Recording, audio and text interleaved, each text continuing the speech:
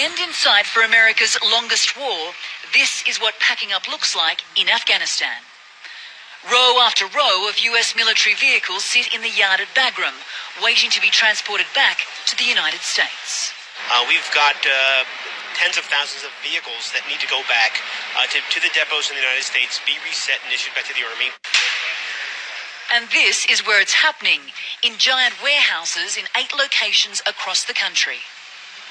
Weapons, communications and equipment systems are stripped from each vehicle, with another team going through every nook and cranny looking for stray ammunition. Sometimes you gotta think creatively.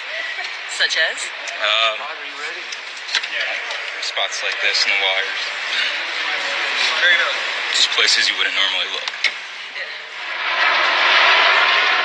Up to 1,500 vehicles will be retrograded each month as more and more US bases close down. So far, already 400 have shut up shop. This process will continue until the remaining 28,000 vehicles are sent back home, along with 20,000 shipping containers filled with equipment, all US property. An exercise that will cost $6 billion. Brigadier General Stephen Shapiro was in charge of closing down US operations in Iraq and says this handoff is part of the natural progression of war. General feeling is a good feeling. It is time to go home, but it's time to go home because most of us think the Afghans have it.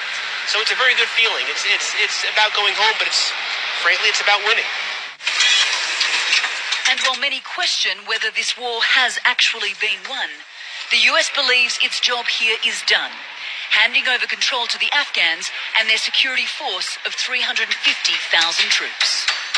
America's war in Afghanistan began here in Bagram back in 2001. And while US and international forces are already packing up and pulling out, this base will be an enduring presence post-2014. The general believes whatever US forces are left here, some will operate out of Bagram. But the focus now is getting these vehicles out of Afghanistan. 60% will go by road to Karachi in neighbouring Pakistan, where they'll be shipped out to the United States. The remaining 40% will be flown to the Middle East and transported out of ports in either Dubai or Jordan. This is America's endgame, and as the vehicles leave, so too do the troops.